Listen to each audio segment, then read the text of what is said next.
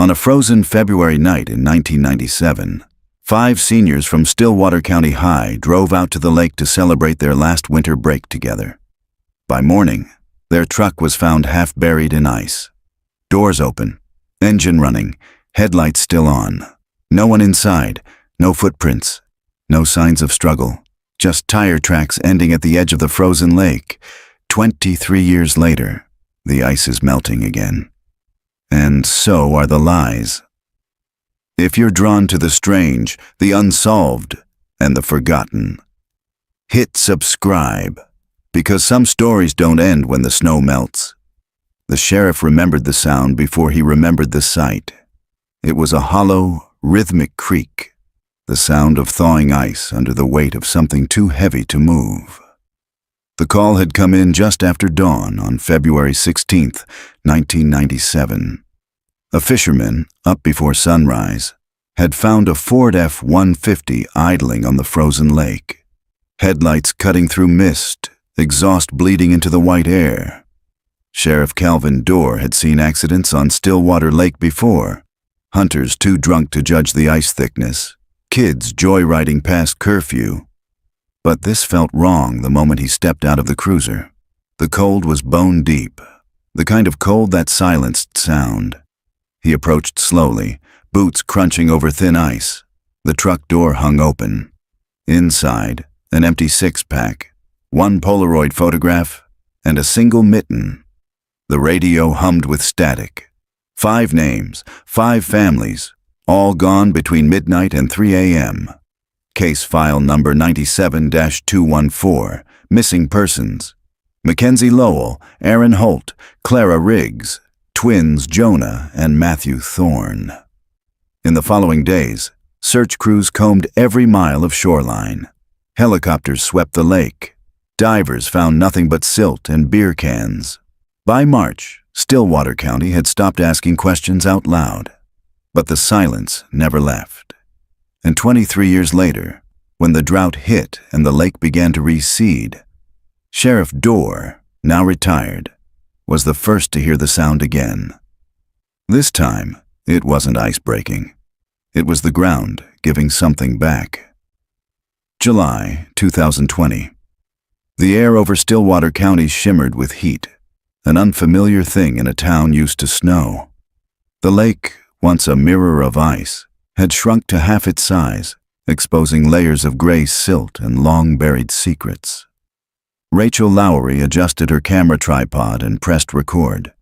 She wasn't supposed to be there. Technically, the county had declared the area unstable terrain, but she'd driven 9 hours from Minneapolis and wasn't leaving without a story. A podcast producer with a growing channel called Frozen Truths, Rachel specialized in cold cases. The Stillwater Five had haunted her since she was 16. Now 32, she stood on the cracked shoreline where the truck had once been found. The lake was silent except for the whisper of reeds and the buzz of distant power lines. July 12, 2020, she said into the mic. Stillwater Lake. 23 years since the disappearance of 5 local teenagers. The drought has exposed new ground. Locals say the lake's finally giving something back. She let the recorder hum for ambient sound. It was her ritual. Capture the silence before breaking it. Behind her, a pickup rumbled up the gravel road. Sheriff's emblem on the door.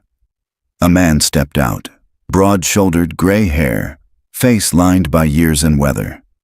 "Private property, ma'am," he said. His voice was quiet but firm. "Technically county land," she replied without turning. "And technically, public record."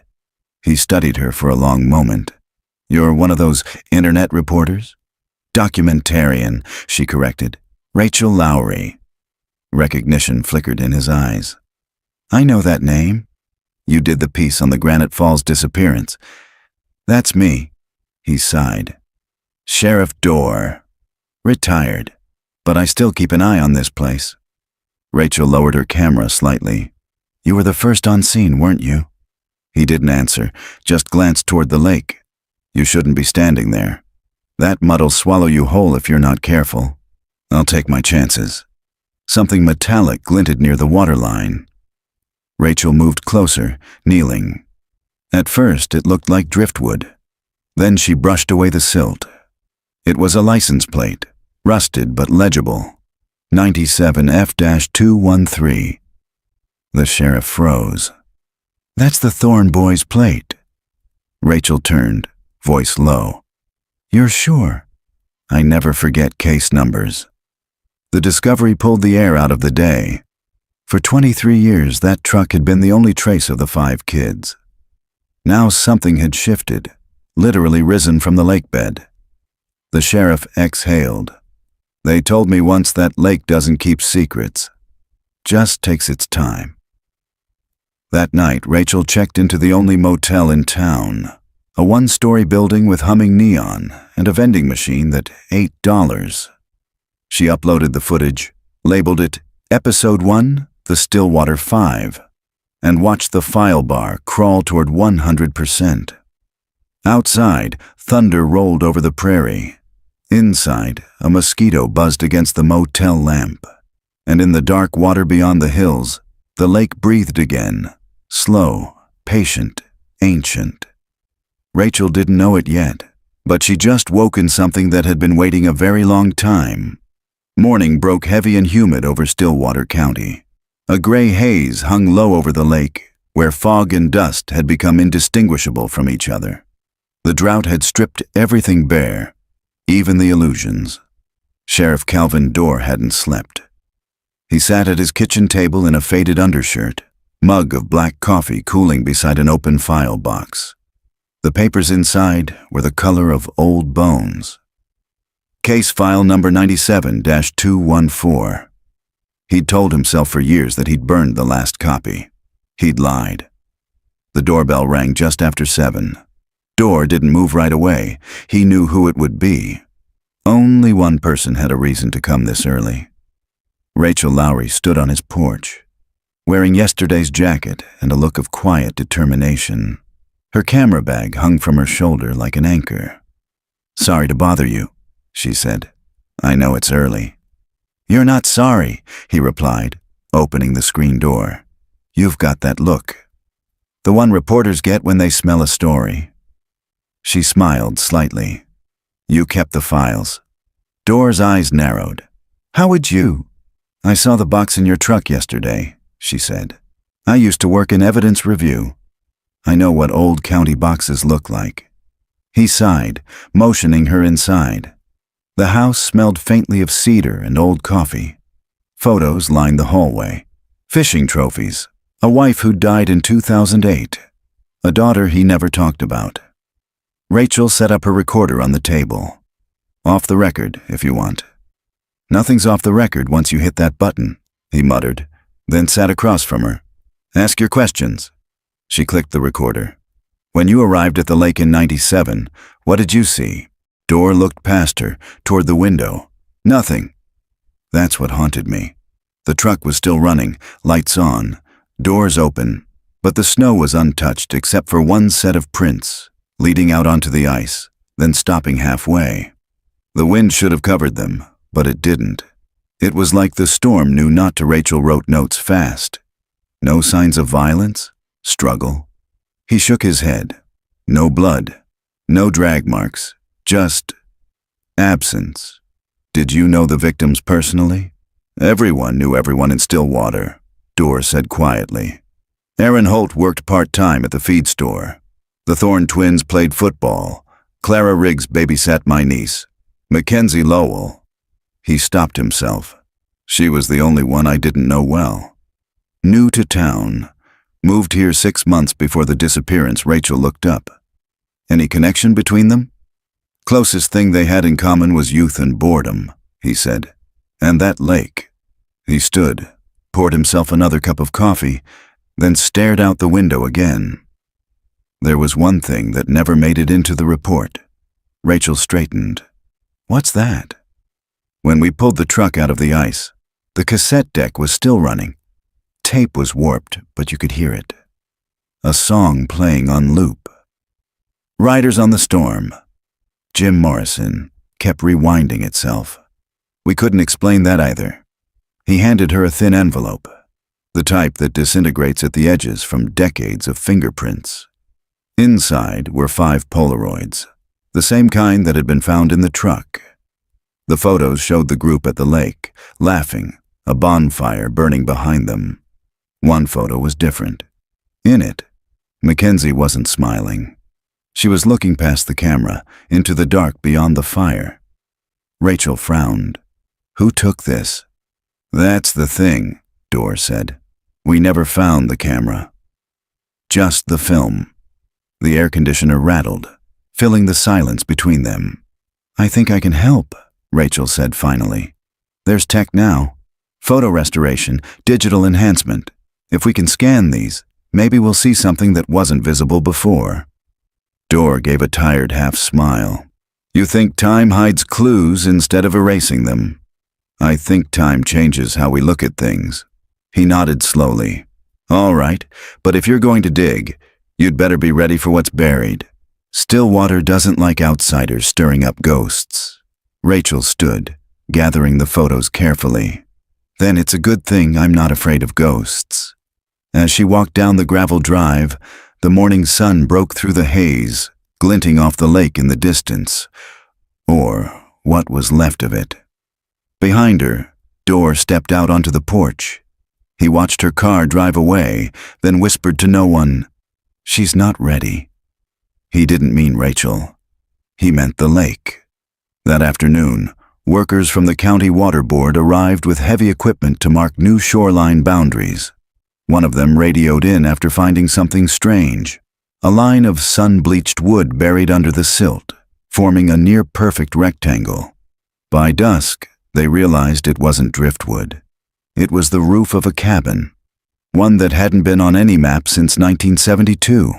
And when they pried open what was left of the door, they found something inside. A shoe, half buried in mud. A woman's shoe, size 7. Rachel would get the call before midnight, and for the first time in 23 years, Stillwater County would stop pretending nothing ever happened. The call came at 11:47 p.m. Rachel was half asleep in the motel, her laptop still open, the room humming with the static whine of the air conditioner. The sheriff's number glowed on her phone. "Lowry," Dorr said. His voice was tight. "We've found something." She sat up fast. "At the lake? Old structure. Used to be a hunting cabin. Wasn't on any county record. You'll want to see this for yourself." By the time Rachel reached the site, floodlights cut white arcs across the shrunken shoreline. The lake looked alien now, its shrunken body exposing skeletal trees and the glint of submerged debris. Men in orange vests stood ankle-deep in mud, their boots sinking into decades of silence. The cabin was half swallowed by sediment. Its roof caved in, walls bowed outward like lungs exhaling their final breath. The air smelled of silt and rust, and something faintly organic. Dorr met her at the perimeter tape. "We found a shoe inside. Small, looks like a woman's, size 7. Rachel nodded. "One of the victims? Maybe. Maybe not." He motioned for her to follow. Inside the cabin, spotlights revealed warped furniture. Table, cot. The remains of a wood stove collapsed under its own weight. In one corner, a trunk sat wedged beneath debris. The padlock had rusted through. A deputy lifted the lid with gloved hands. Inside lay bundles of papers, waterlogged and fused together, and a small tin box. When they opened the tin, Rachel leaned closer. Inside was a stack of Polaroids. Most had dissolved into smears of color, but one was still legible. A woman standing in front of the same cabin, wearing a flannel jacket and holding what looked like a shotgun. Her face was indistinct, blurred by exposure, but behind her, faintly visible, were 5 shapes. Figures. Teenagers. Rachel's pulse quickened. "This photo's from the 90s. Look at their clothes. Denim jackets, varsity logos." Dorr frowned.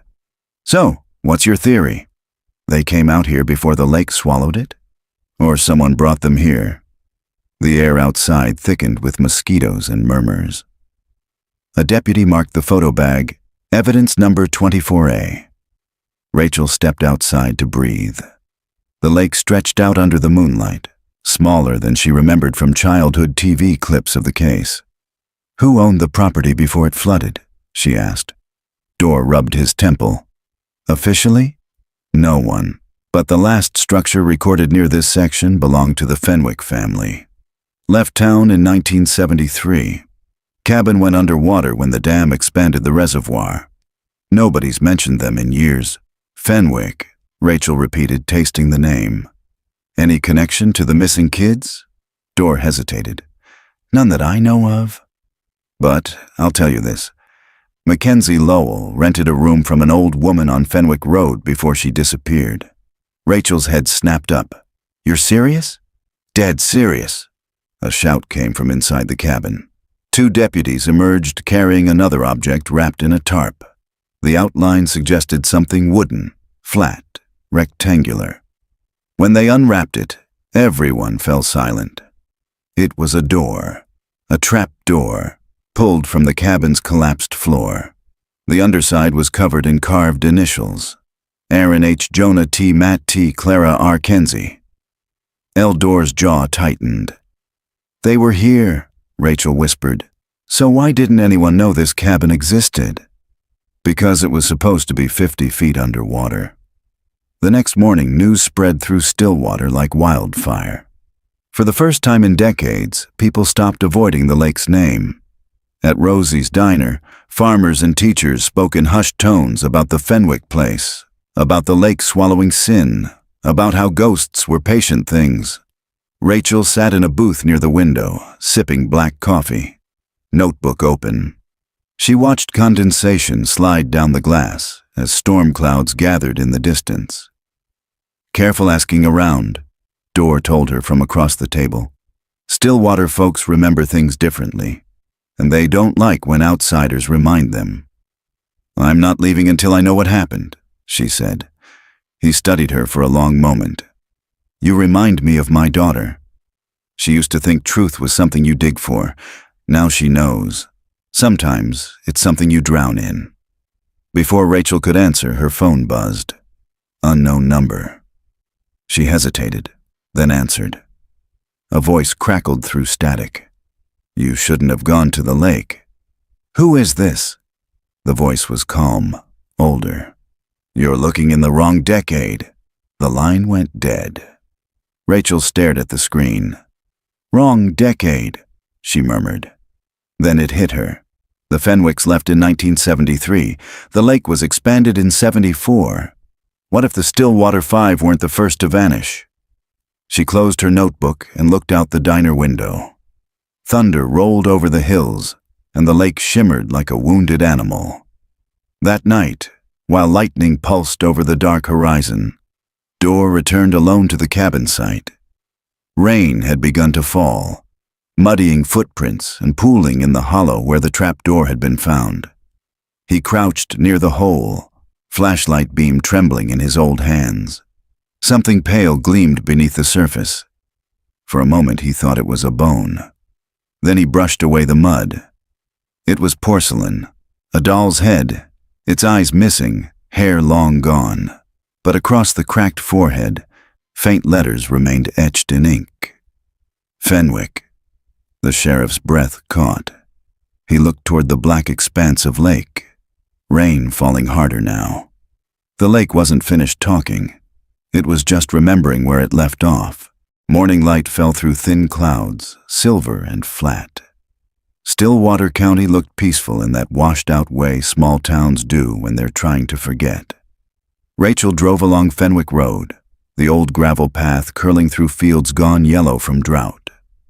Every few miles she passed a sagging barn or an empty mailbox with a name half scraped away by time. The address she was looking for no longer existed, flooded decades earlier, but she wanted to see where the road ended. She parked where the asphalt turned to dirt. Beyond it lay a stretch of cracked earth and the faint shimmer of what had once been shoreline. She took out her recorder. "Fenwick Road, July 14th, she said quietly. tracing the last address linked to Mackenzie Lowell, one of the Stillwater Five. The property was once owned by the Fenwick family, missing since 1973. If the lake swallowed their home, then the town swallowed their story. A breeze carried the smell of dust and algae. Rachel turned toward the hills and saw the silhouette of an old farmhouse, sun-bleached and listing to one side. She approached slowly, camera rolling. The front porch sagged under her weight. Inside, the air was thick with rot and silence. Wallpaper peeled like skin. A calendar still hung in the kitchen, June 1973. She walked through the rooms methodically, filming everything. The bedroom walls were covered in faint childlike drawings, waves, trees, a woman standing beside a dark shape that could have been a lake. Beneath it, a scrawled word. Under. Her phone buzzed in her pocket. A text from Dor. Found something in old archives. Meet me at the station. Bring your camera. She exhaled, a mix of relief and unease, and headed back to her car. At the small county station, Dor was hunched over a microfilm reader in the archive room. Dust hung in beams of fluorescent light. Pulled this from the Gazette archives, he said. June 1973, 2 months before the dam project. He turned the knob, and a grainy newspaper headline appeared. Local family missing. Mother and 2 daughters vanish from farm near Stillwater. Rachel read aloud. Helen Fenwick, 42. Daughters, Alice, 17. And June, 14. Father? Died in a construction accident the year before, Dor said. Worked on the dam project that flooded their land. Rachel frowned. So the husband helped build the thing that buried his own home. Yeah, and after his death, the project manager offered Helen a payout to relocate. She refused. Said the lake was cursed. Who was the project manager? Dor slid another page under the lens. Grant Lowell. Rachel's pen froze. Lowell? As in Mackenzie's father, he finished. Silence thickened between them. The old air vent hummed. So Mackenzie's dad ran the project that flooded the Fenwick property, Rachel said. Then, 24 years later, his daughter disappears near the same site. History doesn't repeat here, Dor murmured. It resurfaces. They sat for a long moment before Rachel spoke again. The Fenwicks disappear in 73. The lake expands in 74. The Stillwater Five vanish in 97. That's a pattern. 23, 24-year cycles. What if this isn't coincidence? Dor rubbed the bridge of his nose. Coincidence or curse, it still needs proof. He opened another file, scanned property blueprints and dam schematics. Look here. He pointed to a dotted line running through the middle of the planned reservoir. They rerouted the pipeline in 73, right before construction. That line runs directly under the lake bed, right where we found the cabin. Rachel leaned in. Meaning the Fenwick property wasn't flooded naturally.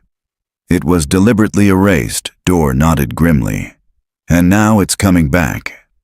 Rain tapped faintly against the window. Outside, the sky had turned the color of tin. Rachel pulled out the Polaroid from the cabin, the one showing the blurred woman holding the shotgun. What if that's Helen Fenwick? What if the kid stumbled onto something connected to what happened to her family? Possible, Dor said. But we'll need to confirm the timeline. Maybe a surviving relative could help Rachel check the database on her laptop. No living Fenwicks listed in Stillwater, but she scrolled further. There's an Alice Fenwick listed under another name, Alice Marin. Lansing address. Born 1956. That makes her 64 now. Dor exhaled slowly. If she's the same Alice. She was 17 when her mother disappeared. Rachel closed the laptop. Then she might be the only one left who knows what really happened. They agreed to drive to Lansing the next morning. That night, back at the motel, Rachel reviewed her footage. The image of the child's drawing from the farmhouse lingered on screen. A woman beside a lake, and beneath the waves, 5 figures. She paused the frame, zooming in on the woman's face. The ink had blurred with age, but there was something in the shape of the eyes. Large, hollow, familiar.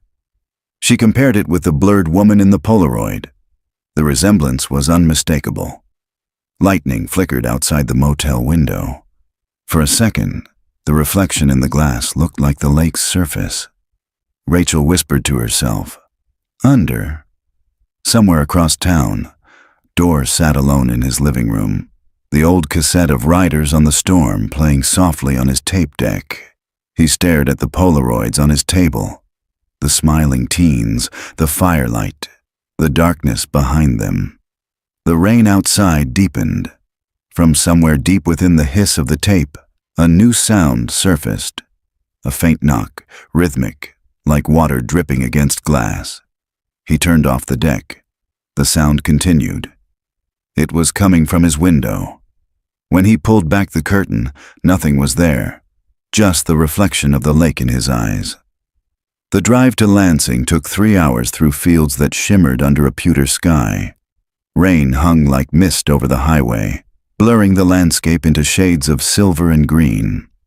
Rachel sat in the passenger seat of the county SUV, laptop balanced on her knees, reviewing notes as Sheriff Dorr drove. The rhythmic thump of the windshield wipers marked time between them. "She's listed as Alice Marin now," Rachel said, "retired nurse.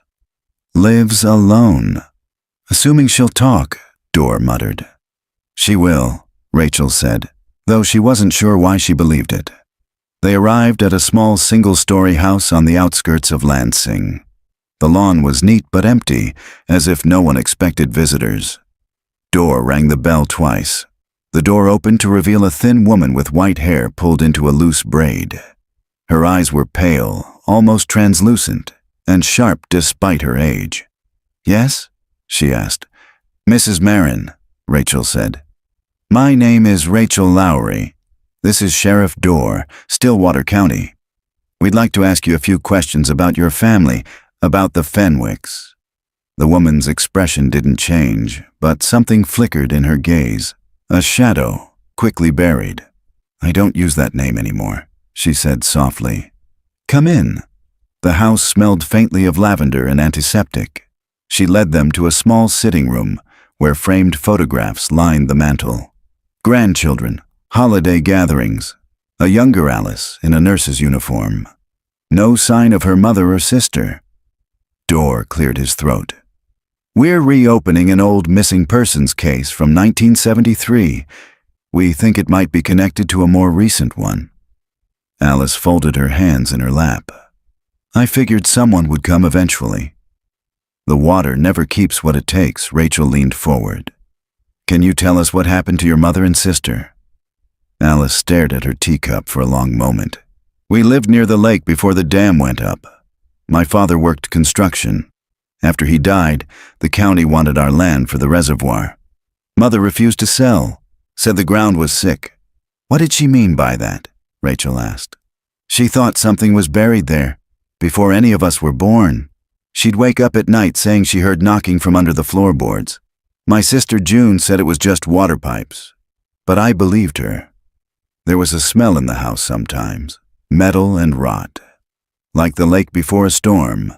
Alice's hands trembled as she lifted the teacup. "Then one night June went missing. Just gone. We found her shoes by the barn, prints leading toward the water. The sheriff said she ran away.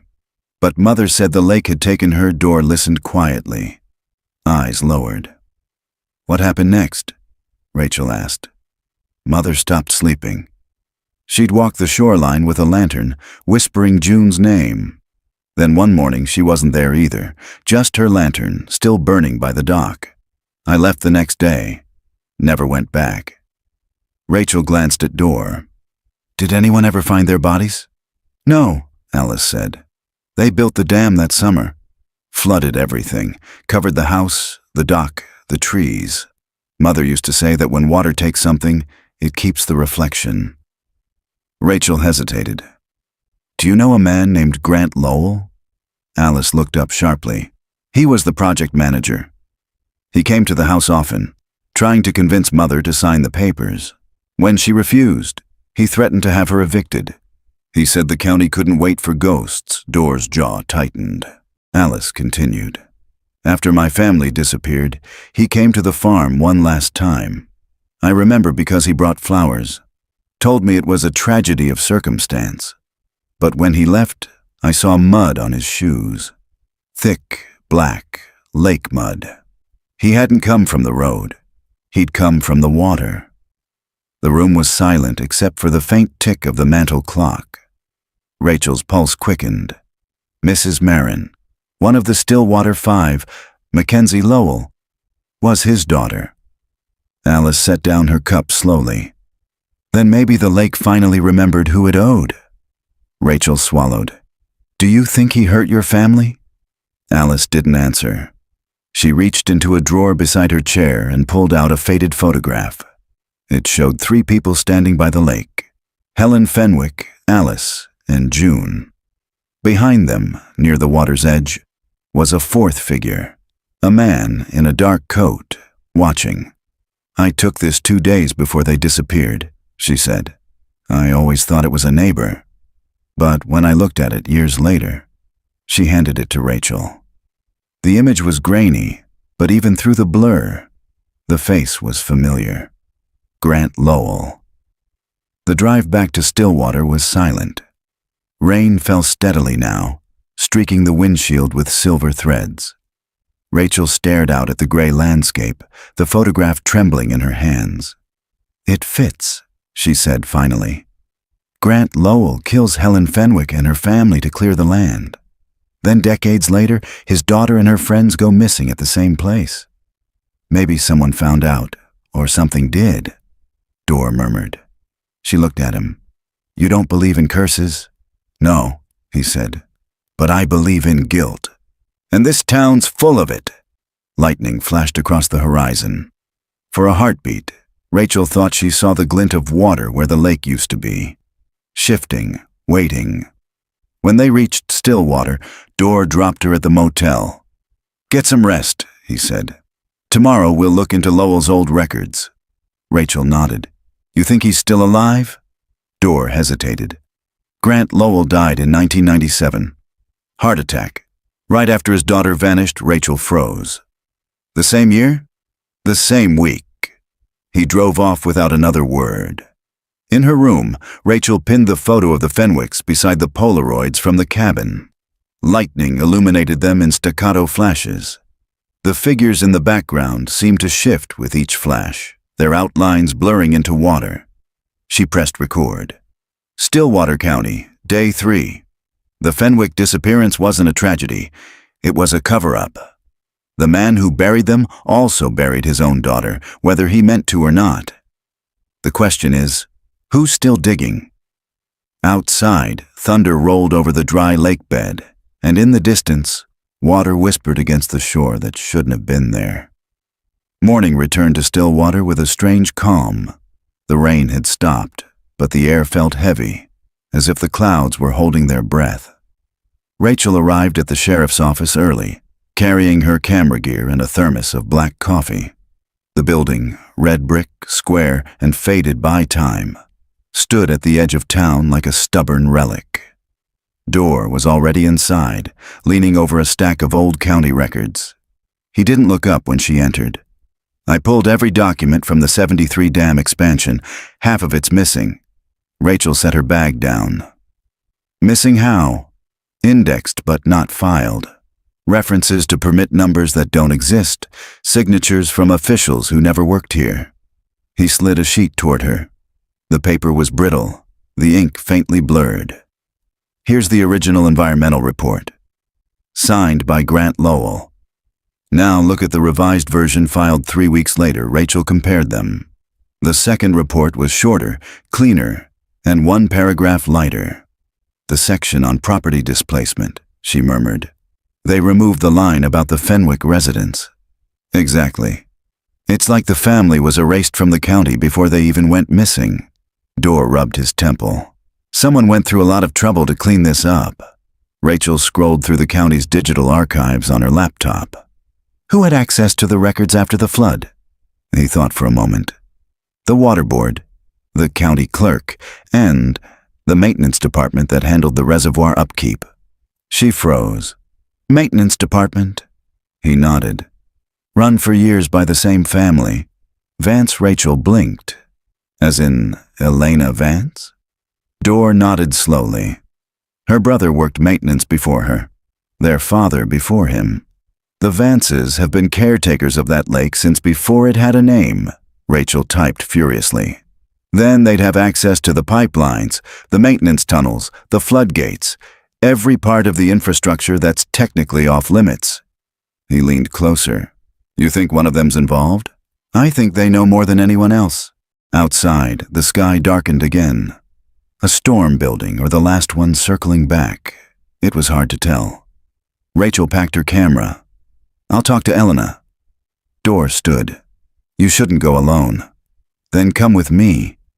They drove past the shuttered mill, the feed store, and the lone diner where conversation always stopped when strangers walked in. The Vance house sat near the old water plant. A white structure with a sagging porch and a wind chime made from old copper pipes. Elena Vance met them at the door. She was in her late 60s, small, wiry, and sunburned, her eyes sharp as the edge of a blade. Sheriff, she said, though she didn't sound pleased to see him.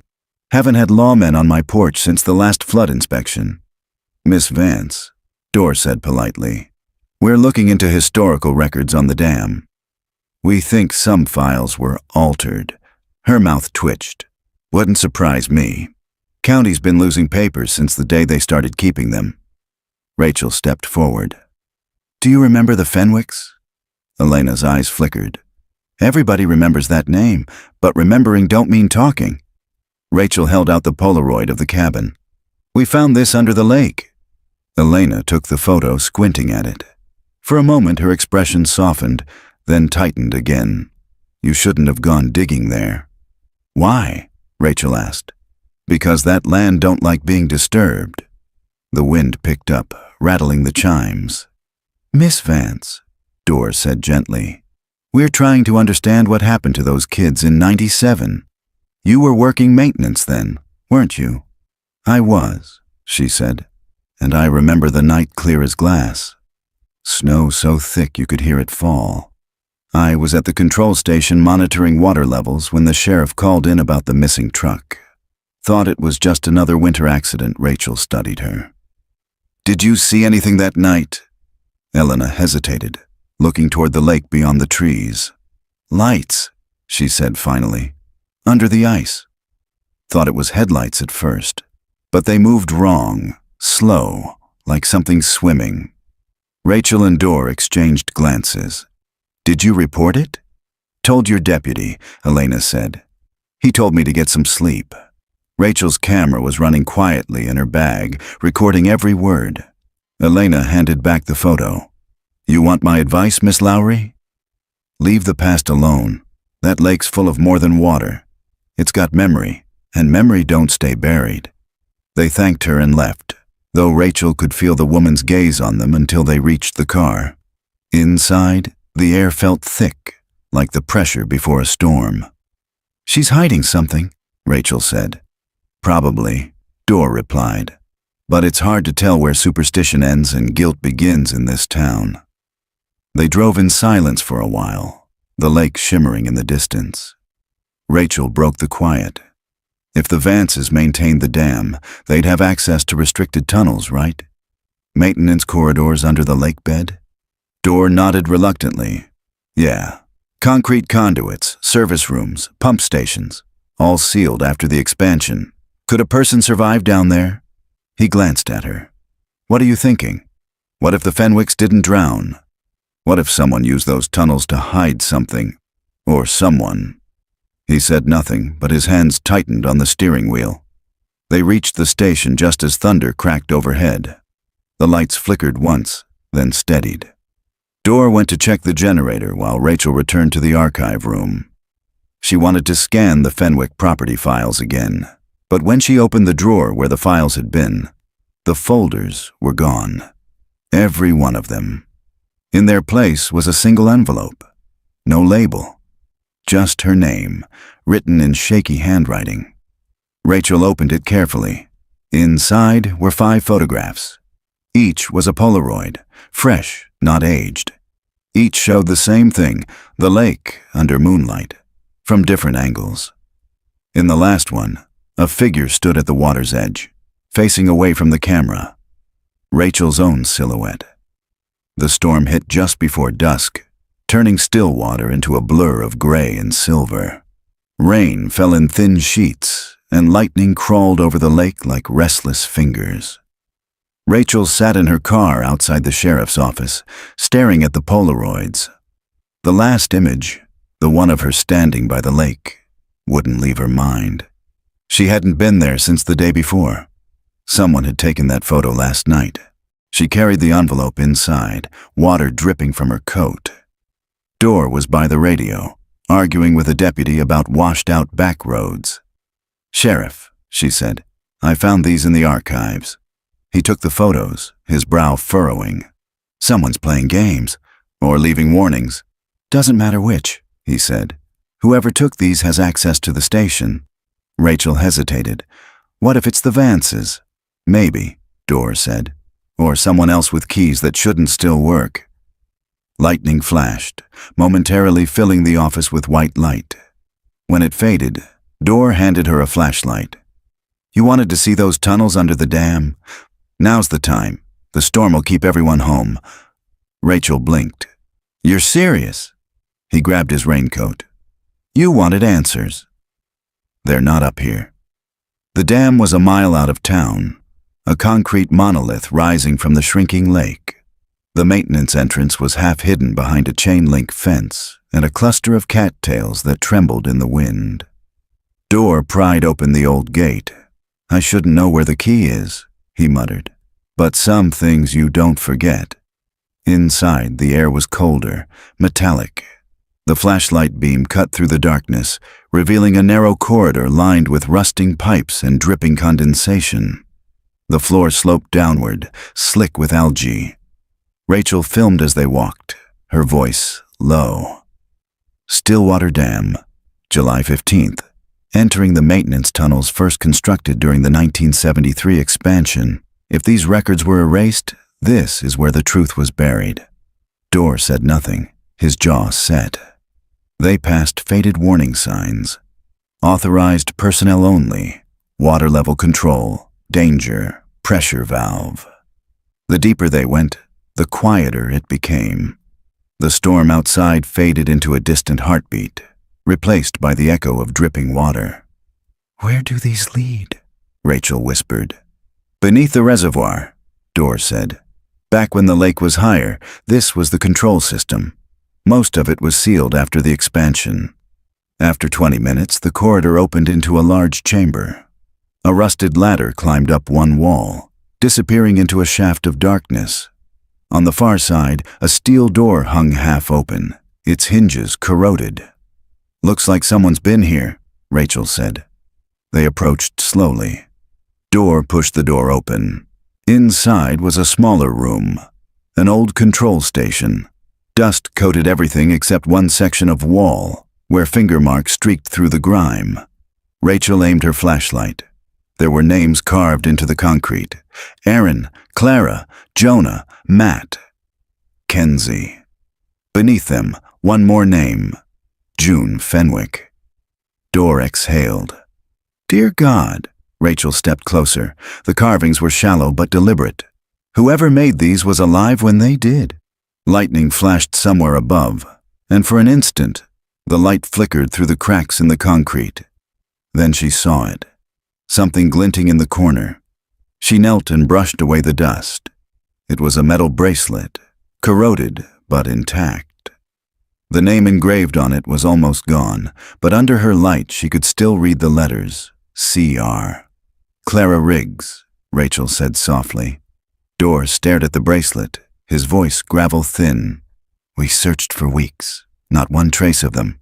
How did this survive down here? Because no one was looking in the right place." The flashlight beam swept across the walls. Old control panels, fuse boxes, and a set of stairs descending into black water. Rachel pointed the camera down, recording the reflection. For a moment, it looked like faces staring back up. The water rippled. "Sheriff," she said quietly, "did you see that?" He aimed his light. "Fish! Has to be. There's no fish this deep." Something moved again just below the surface. Slow, deliberate. Dor gripped her shoulder. "We're leaving." Now, but Rachel didn't move. Her gaze locked on the far wall. There, half hidden under moss, was a rusted sign. Fenwick Access 02. "This isn't just a tunnel," she whispered. "It's built over the Fenwick property line." Dor's face tightened. "We shouldn't be here." As they turned to leave, the steel door slammed shut behind them with a metallic crash. The echo rolled through the tunnel like thunder. Rachel's flashlight flickered. "Was that the wind?" "No," Dor said. "That was a lock." They pushed at the door, but it wouldn't budge. The air grew heavy, damp. Water dripped faster from the ceiling, pooling at their feet. Rachel's pulse hammered. "There's another exit, right?" "Should be," Dor said, but his voice had lost conviction. He swung his light around, searching. Then the flashlight beam caught something on the opposite wall, a small alcove filled with boxes wrapped in plastic. Rachel ripped one open. Inside were files, hundreds of them. County records, blueprints, and missing persons reports. The top one was dated February 1997. "It's all here," she breathed. "Every erased record." Dor flipped through them quickly. "These are originals." God, they hid them down here, another flash of light from above. The floor trembled. A deep, resonant creak rolled through the walls. "The storm," Dor muttered. "Pressure shift. We need to get out before—" The sound that followed wasn't thunder. It was something collapsing. A section of ceiling cracked, spilling water like blood from a wound. Rachel clutched her camera, heart racing. "Sheriff!" He grabbed her arm, pulling her toward the ladder. "Go!" They climbed as the tunnel flooded, the water rising fast. The light flickered out. In the darkness, Rachel heard the whisper of something moving below, something too slow, too deliberate to be current. They reached the hatch at the top and shoved it open, emerging into the storm. Rain hammered the dam's surface, cold and sharp. Rachel collapsed against the concrete, gasping. Dor pulled himself up beside her, drenched and pale. Behind them, the hatch shuddered, water pushing against it from below. Rachel stared into the rain. Someone built that room to hide the truth. Dor nodded weakly, and maybe something else to keep it from escaping. The hatch rattled once, then went still. By morning, the storm had passed. The air smelled of mud and metal, the way it does after something's broken open. Rachel sat cross-legged on the motel floor, laptop open, hair still damp from the night before. Her camera had survived the flood. Miraculously, so had the footage. On the screen, the tunnel glowed in the beam of her flashlight. Walls carved with names, the flooded stairs, the reflection that looked like faces. She watched it again and again, the way survivors replay crashes, hunting for the second where everything changed. Dor had gone home to rest, though she doubted he'd sleep. She uploaded the video to a private cloud for safekeeping. Habit. Insurance. Then she cued a short teaser clip for her podcast channel. Just a 30-second montage of the lake, the tunnel, and her voice over the images. 23 years ago, 5 teenagers vanished. We were told they fell through ice, but ice doesn't carve names in concrete. She scheduled it to go live that evening. By noon, the sheriff's phone rang. By 3 p.m., the clip had 200,000 views. When Rachel arrived at the sheriff's office, Dor looked up from behind his desk, jaw tight. "You didn't tell me you were posting it." "I had to," she said. "If we disappear, the story doesn't." "You might have just made yourself the story." He turned his monitor so she could see the news feed. A local station had already picked it up. Mystery Tunnel Under Stillwater Dam. Podcast host claims cover-up. "I wanted attention on the evidence," she said, but her voice was thin. Dorr sighed. "Attention's not what this town handles well." The phone rang again. Deputies, reporters, state investigators. Each call tightened the knot in his shoulders. "State's sending a team to inspect the dam. They're already talking sinkholes and liability. You might have just triggered an evacuation order. Then maybe they'll find what we did." That's what I'm afraid of. By dusk, Stillwater looked uneasy, like a place remembering it had something to hide. The diner stayed open late. The conversations inside stopped when Rachel entered. People watched her like she'd brought the ghosts back on purpose. A woman at the counter whispered to another, "They'll blame the sheriff next." Rachel left her food untouched. Outside, the sky glowed orange with the last of the sun. She walked toward the lake, her recorder in hand. The shoreline looked different now. Water lower, mud cracked into patterns like veins. She spoke quietly into the mic. "The footage is out. The lake's finally talking, but it sounds like fear."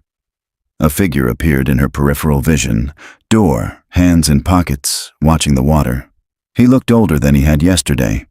"They're closing the tunnels tomorrow," he said. "State engineers, hazmat suits, the works." "You told them everything." "Enough?" "Then it's over." He shook his head. "You don't close something like this. You just cover it again." He handed her an envelope. Inside were photographs, black and white prints from the county archives. "Found these in the boxes we pulled from the tunnel." Look at the date, June 1973.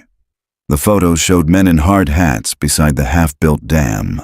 In the corner of one image, two women stood apart from the workers, Helen and Alice Fenwick. Between them, barely visible, was a small concrete hatch, the same kind Rachel had climbed out of last night. "They were standing over the tunnel entrance," she whispered. "Before it was sealed," Dorr said. Lightning flickered on the horizon again, dry and distant. Rachel looked toward the lake.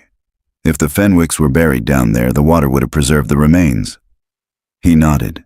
"If the state team finds them, we'll finally have names to bury." That night, Rachel couldn't sleep. The motel walls felt too thin, the air too still. Around midnight, she heard a car outside, an engine idling, then cutting off. She peeked through the curtain. A truck sat under the streetlight. Empty. Her phone buzzed. A text from an unknown number. "You shouldn't have shown them." She froze, fingers trembling. A second message followed. "The lake takes back what it gives." She dialed Dorr, but it went straight to voicemail. Then came the knock. 3 slow raps against the door. Rachel grabbed her recorder, whispered, "Stillwater County, July 16th. Motel room 3. Someone's here." She opened the door a crack. The hallway was empty except for a small envelope on the ground. Inside was a single Polaroid, her video thumbnail. Her own face frozen mid-sentence, mouth open, eyes wide. On the back, written in marker, "Stop digging." At dawn, she drove straight to Dorr's house. His truck was gone. The front door was unlocked.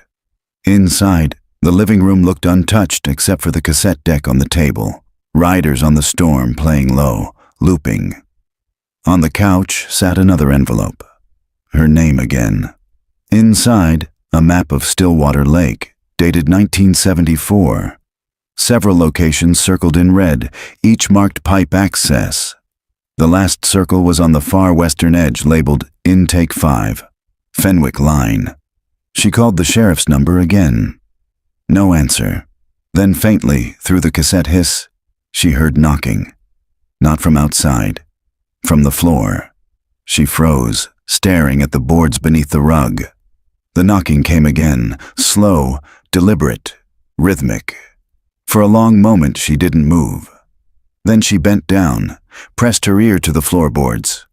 Water, moving beneath the house. She whispered to no one. He built his home over the old line. The song looped again, Jim Morrison's voice fading into thunder. Into this house we're born. Into this world we're thrown. Rachel stood slowly, her pulse hammering. "Door," she whispered. Then the knocking stopped, and from somewhere deep below, the lake answered back. By noon, the sheriff's truck was found abandoned at the edge of the lake. The deputies said it must have been the rain, the mud too soft, the wheels sunk. But Rachel knew better. The passenger door was open, and on the seat lay Door's badge, slick with water, as though it had been placed there with care. She stood beside the truck, microphone trembling in her hand. July 17th. Sheriff Calvin Door, missing. His vehicle recovered at Stillwater Lake, Western Shore. Last known location, Fenwick Line. Behind her, the lake stretched out, half empty, half awake. The drought had pulled its skin back, revealing the dark ribs of the old structures beneath. What was once shoreline was now an expanse of cracked mud and pale reeds. Somewhere beneath that, the intake tunnel waited, the one marked on Door's map. Rachel zipped her jacket and started walking. The wind off the lake smelled metallic, like old blood. She found the hatch easily this time, a rusted disc of iron half buried in silt. The warning letters were faded, but she could still make them out. Intake 5. Authorized access only. She hesitated, then turned on her headlamp and twisted the wheel latch. It resisted, then gave with a groan that echoed into the earth. Cold air surged up, damp and heavy. She descended. The ladder rattled beneath her boots. The deeper she went, the colder it grew, until her breath came out in pale ribbons. The tunnel below was narrow, circular, its walls sweating condensation. A low hum filled the space, a mechanical vibration, like a heartbeat. She switched on her recorder. Fenwick Line, Intake 5. Tunnel runs below the western ridge. Sheriff Door's truck found 300 yards from here. Her voice sounded foreign, swallowed by the walls. She moved slowly, the light from her lamp gliding over corroded pipes and faded stencil markings. 1973 expansion project, property control, Lowell Engineering. She stopped at that one, fingertips tracing the letters. Grant Lowell, she whispered. He built the intake line. The tunnel turned sharply, narrowing until she had to crouch. Water trickled along the floor, pooling in places like thin veins of mercury. Every sound echoed endlessly. Her breath, her steps, her pulse. She rounded another bend, and her light fell on something lying in the water. A flashlight. Doors. She picked it up, still damp, still warm. Sheriff?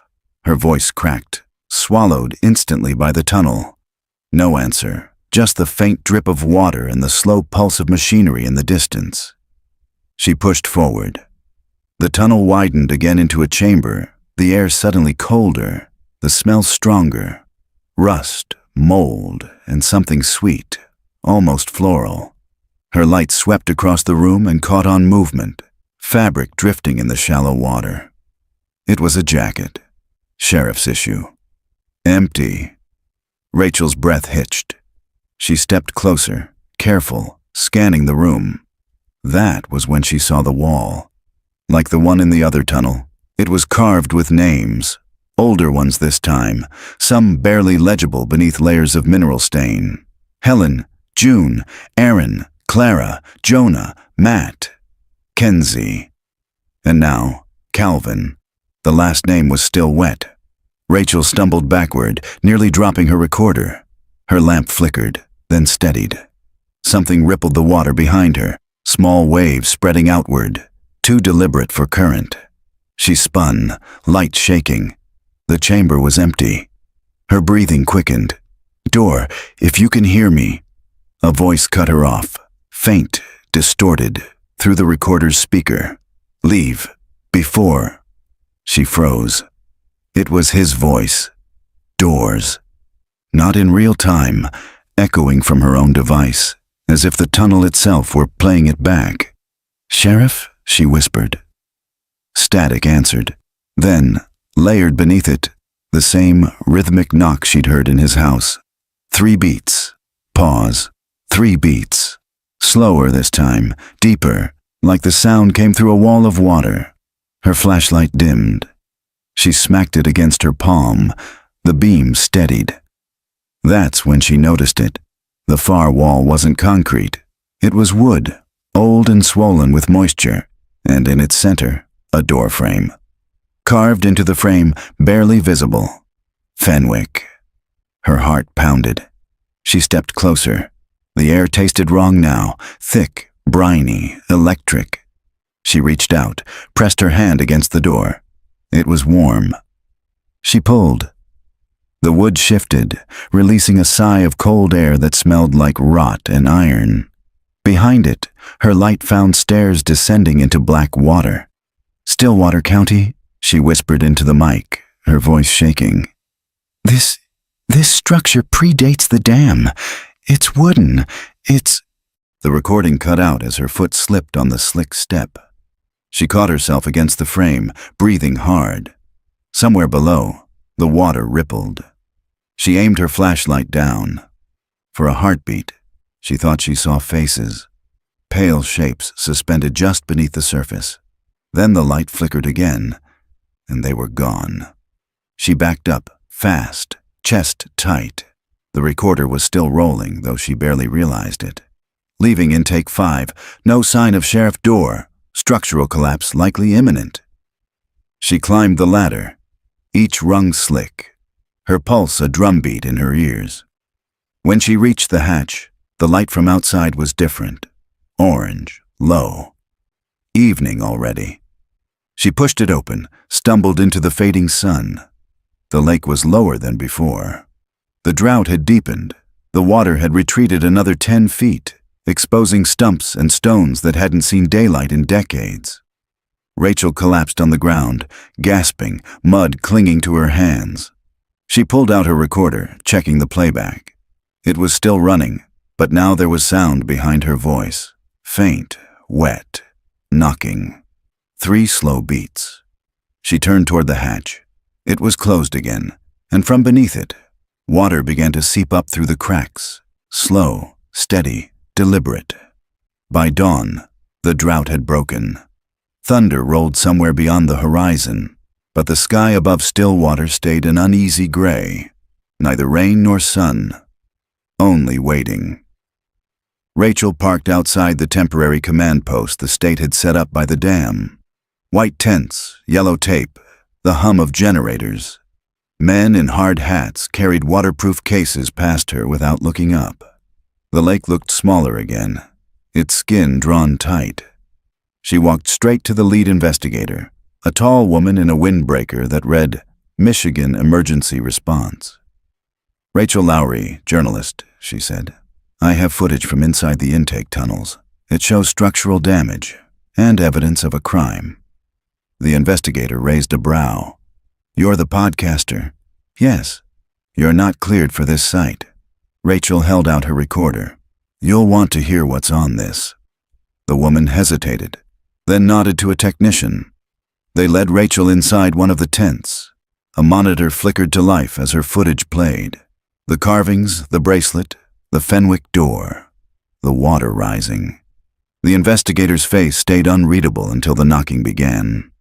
"That sound," the technician murmured. "It's rhythmic." "Pressure fluctuation?" the investigator offered. "No," Rachel said quietly. "It's deliberate." They replayed the final seconds. The 3 knocks, the pause, then water seeping through the frame. "Where exactly did you find this?" Rachel pointed to the map pinned on the wall. "Intake 5, western line. The hatch is still accessible." The investigator studied her. "You're lucky to be alive. Those tunnels were condemned after the expansion. We'll send a team down. I'm going with you." "That's not going to happen." Rachel met her eyes. "You don't even know what you're looking for." "I do." A long pause, then, "Fine. But you stay behind the safety line. One wrong step and the whole place will come down by mid-afternoon." The team descended.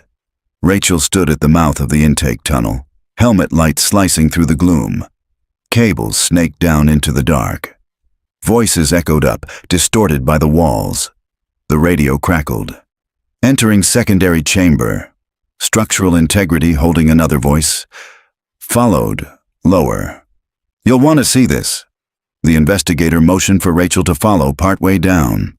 They stopped at the first junction. The air was damp and cold, alive with the smell of algae and metal. Through the open channel below, she saw the chamber she'd filmed, but drained now, pumps clearing the water to knee-deep sludge.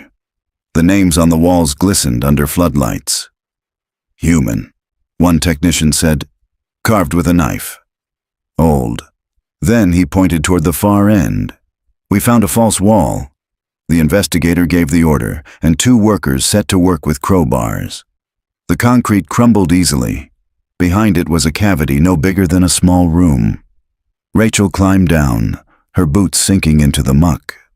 The light caught something pale in the corner, a shape that didn't belong to the architecture. Bones. Several sets, half buried, half preserved by the water. A tangle of ribs, fabric, hair turned to silt. The investigator's breath left her in a sharp exhale. Get the forensic team down here. Rachel knelt beside the nearest shape. Around one wrist was a corroded chain bracelet engraved with letters dulled by time. She brushed them gently until they shone enough to read. H.F. Helen Fenwick. She swallowed hard. It's them.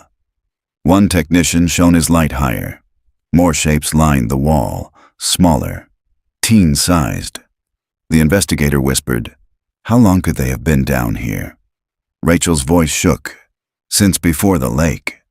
A silence settled that wasn't emptiness, but weight. Decades of it. Then a second radio crackled from above. "Ma'am, water pressure's spiking.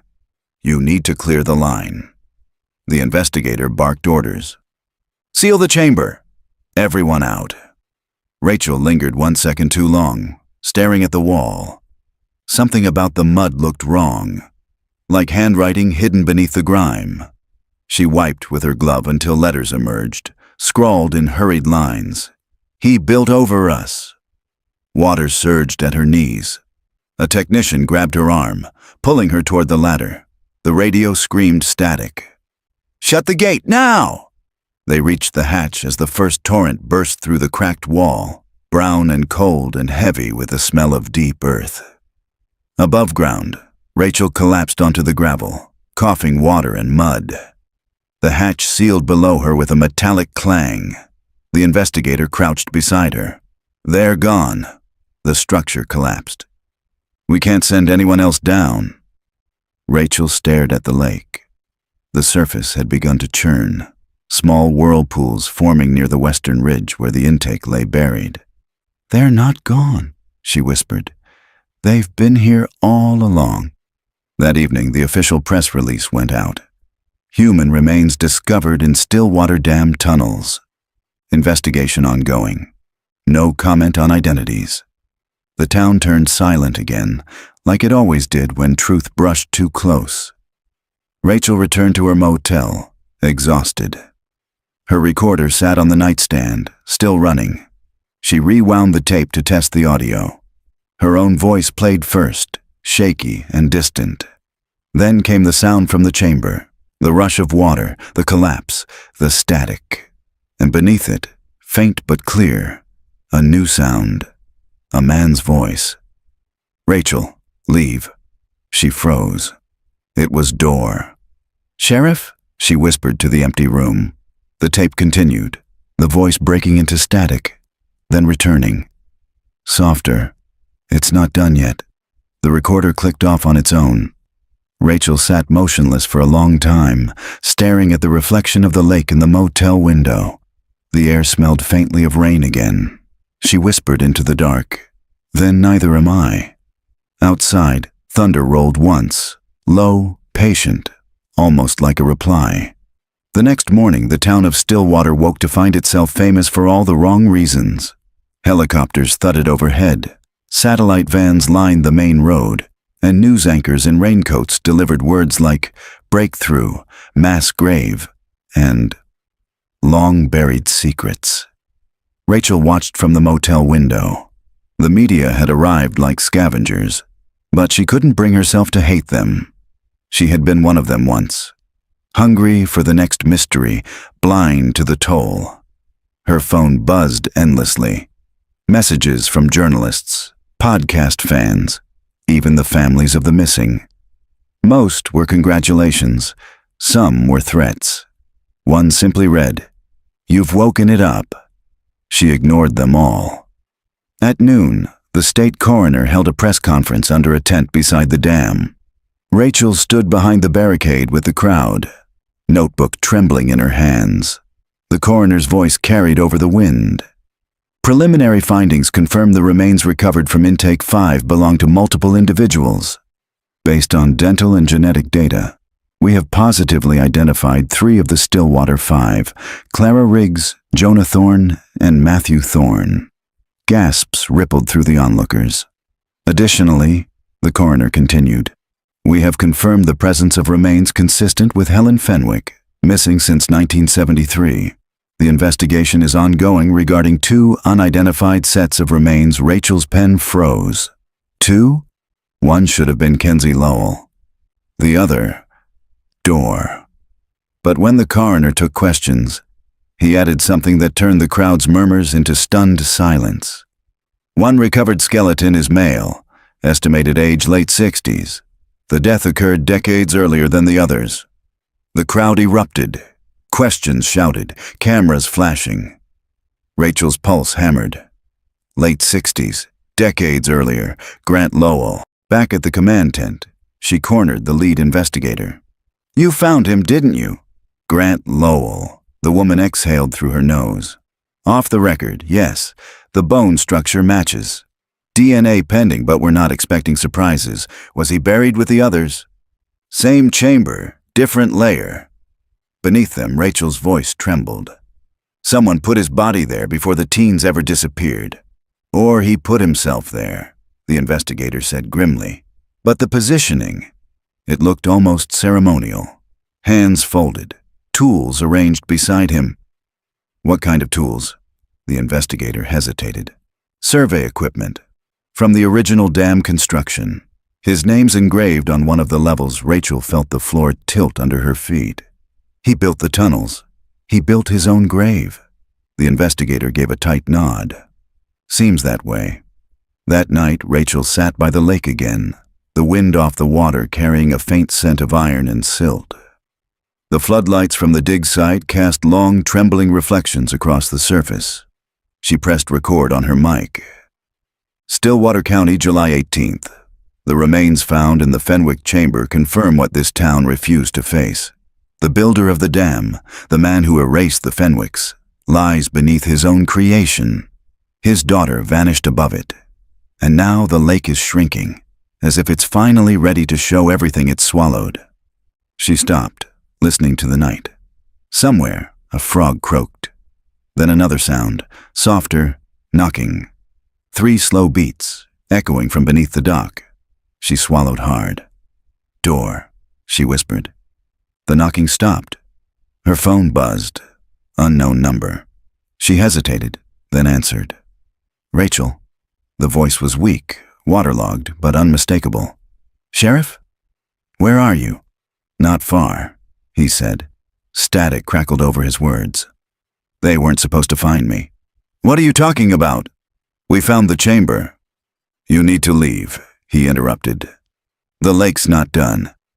Door. The line went dead. She stared at the screen, her reflection ghostly against the dark water. At dawn, she drove to the excavation site. The workers had left, the area sealed off overnight. But the fencing was flimsy, and Rachel had never been good at following orders.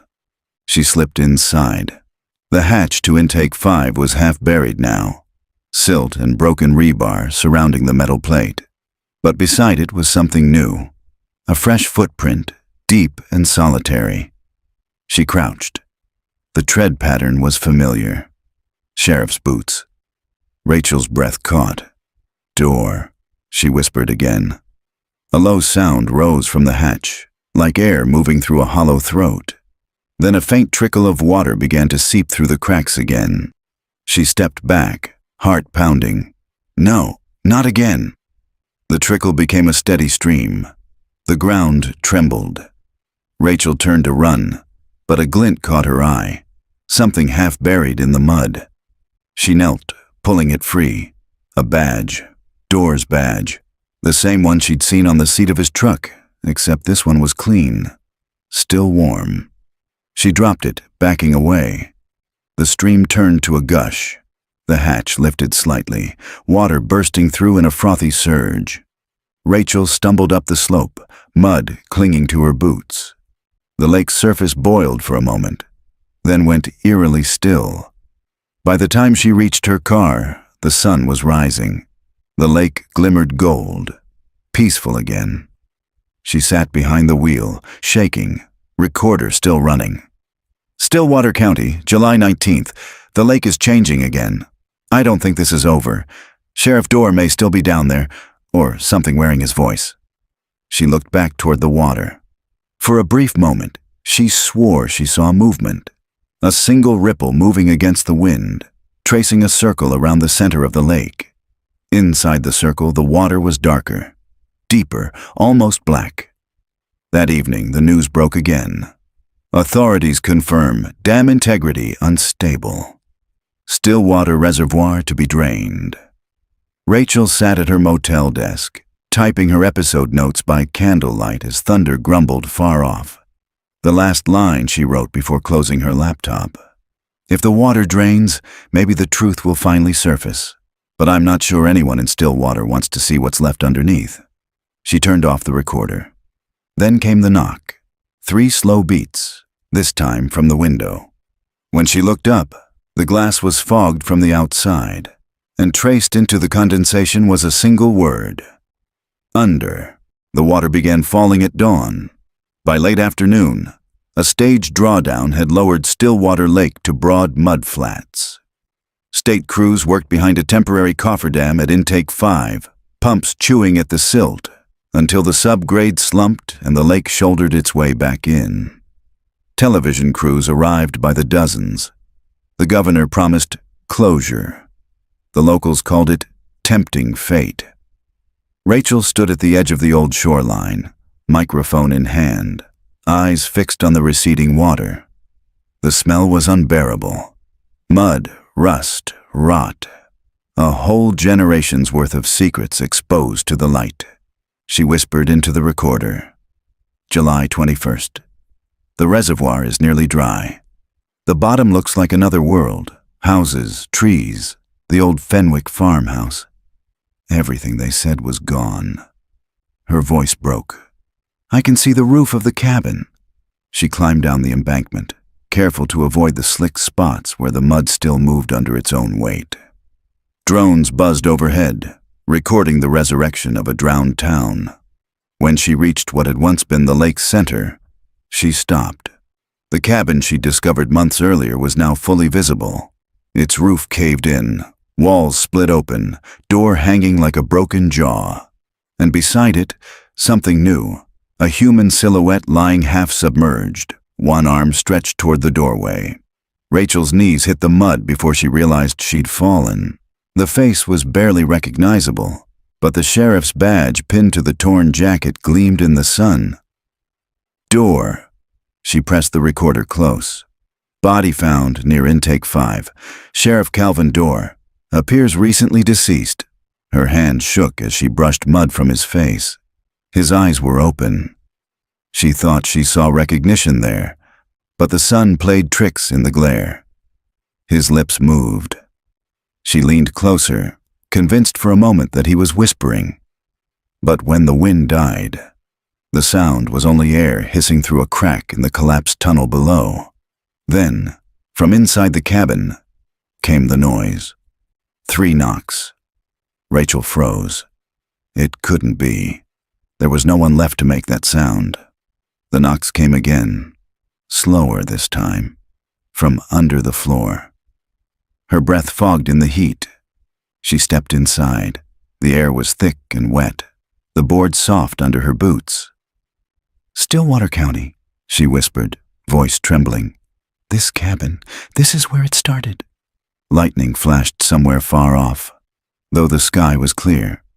She knelt and pressed her hand to the warped floorboards. The wood was warm. Knock, knock, knock.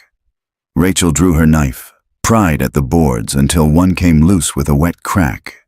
Beneath it, darkness and the faint shimmer of water.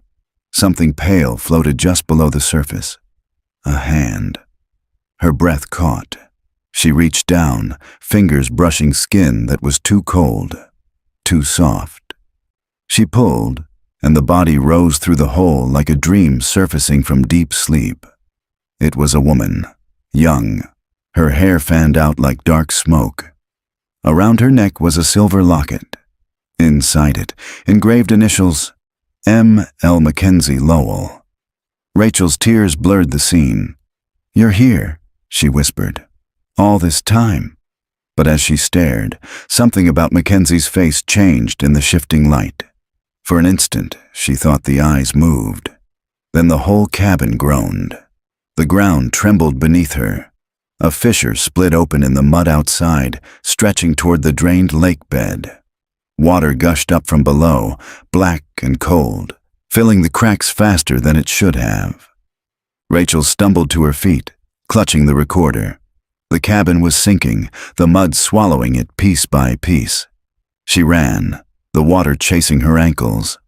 Behind her, the cabin collapsed inward, disappearing into the churn. The sound it made wasn't like wood breaking, it was like a voice, deep and guttural, exhaling after years underwater. By the time she reached solid ground, the cabin was gone again, buried under the returning tide. The floodgates had failed. Rachel looked up the embankment. The engineers were shouting, scrambling to close the valves, but the water didn't care. It surged back in waves, refilling the basin like a beast reclaiming its nest. She turned the recorder on one last time. This isn't a curse. It's memory. Still water doesn't drown what it loves. It keeps it. The rising tide lapped at her boots. The Fenwicks, the Lowell girl, the sheriff. Maybe they were never lost. Maybe the lake just wanted them home. She backed away as the water reached her knees, then her waist. The air was cold now, the storm breaking overhead in white sheets. Her recorder slipped from her hand, vanishing beneath the surface. The last thing it captured was her voice, faint and steady. "If anyone hears this, don't rebuild here. Let it rest." Then the feed cut out. 2 days later, helicopters filmed the aftermath. The dam still standing. The lake refilled. The town quiet. Authorities recovered no additional bodies. No one saw Rachel Lowry leave Stillwater County. But locals said they sometimes hear her voice at night, when the wind's right and the rain comes in sideways. 3 soft knocks. A pause, then her whisper, barely above the water's sigh. Stillwater County. Signing off January. 6 months after the flood that remade Stillwater County. The lake had frozen again. Smooth and colorless, it stretched under the low winter sun like glass pulled tight over an open wound. The reporters had gone. The engineers had sealed the intake tunnels in reinforced concrete. The town had learned to pretend the water was only water again. But sometimes, when the wind came from the north, people swore they could smell rot and lavender. The same scent the Fenwicks were said to burn in their lanterns on the last night they were alive. No one fished anymore. The bait shop was boarded shut. Except for one man. He was new to town, a drifter named Owen, working odd construction jobs along the county line. He rented the old Miller cabin, the one that faced the lake, the one locals said was too close to where the ground was weak. On his second morning, he took a walk down to the shoreline. The ice was thick, clouded with bubbles trapped like tiny ghosts. Something glinted near the edge, half buried in frost. He crouched. It was a small black recorder, water damaged but intact. He wiped it clean with his sleeve.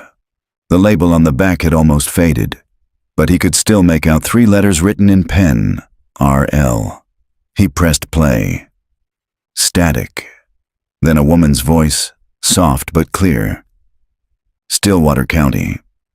The water was still warm when she disappeared. Owen froze. The sound was so vivid it seemed to come from the air around him rather than the device in his hand. He turned in a slow circle. The lake was silent. The town behind him lay motionless, smoke rising from a few chimneys like pale ribbons. He played the rest. If anyone hears this, don't rebuild here, let it rest.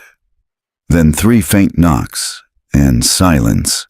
He stared at the recorder for a long time. Then, with the clumsy logic of someone who doesn't believe in curses, but doesn't quite doubt them either, he placed it back where he'd found it, and covered it with snow. By evening, the weather changed. Snow thickened, wind carving invisible shapes across the frozen surface. Inside the Miller cabin, Owen lit the old fireplace and unpacked a single box of belongings: tools, canned food, a radio. He set the radio on the sill, tuning until the static softened into a faint signal. A local broadcast station. Weak, distant. "This is County FM," a voice said. "Tonight, in memory of those lost in Stillwater's flood, we're replaying excerpts from investigative journalist Rachel Lowry's final podcast series." The fire cracked. Owen froze again. 23 years ago, 5 teenagers vanished. We were told they fell through ice. But ice doesn't carve names in concrete. The voice filled the room, calm, certain, haunted. He turned down the dial. The signal didn't fade. He turned it off completely. The voice kept going. "The water doesn't take. It keeps." It remembers Owen stood, heart pounding. The radio wasn't plugged in anymore. He backed toward the door, fumbling for his coat. But before he could reach it, something creaked outside. The sound of ice shifting under weight. He peered through the window. Far out on the frozen lake, where no one had walked in months, a faint light moved slowly along the ice. Not bright, just enough to make the reflection waver, like a lantern. It stopped halfway across the lake, as though whoever carried it had turned to face him. Owen's breath fogged the glass. Then, just barely, he heard it, muffled by wind, but unmistakable. Knock, knock, knock. He stepped back from the window. The light went out, and somewhere deep under the frozen lake, the ice made a sound that wasn't cracking but sighing, like something old turning in its sleep. Weeks later, spring thaw came early. Hikers found the recorder again when the ice broke, a mile from shore this time, lying in silt that had once been the Fenwick field. When they played it, it didn't start with Rachel Lowry's final message. It started with new audio, recent, raw, a man's voice. "This is Owen Miller, Stillwater County, found this by the lake. If anyone hears me." Then the recording ended abruptly, replaced by the sound of rushing water and faintly, laughter. The laughter wasn't cruel or mocking. It was the kind of sound people make when they're finally free of something heavy. By summer, Stillwater Lake was full again. The surface shimmered peacefully, the past once more buried beneath reflection. Children played on the shore. Fishermen returned. And every evening, as the sun set, the water caught the light just right, making it look as if someone were walking far beneath the surface, lantern in hand, following the same endless path between what's remembered and what's gone. Locals didn't talk about it, but they never rebuilt the old Fenwick Road. And when the wind blew across the lake at night, it carried a whisper too soft to record, too steady to ignore. Stillwater County, signing off.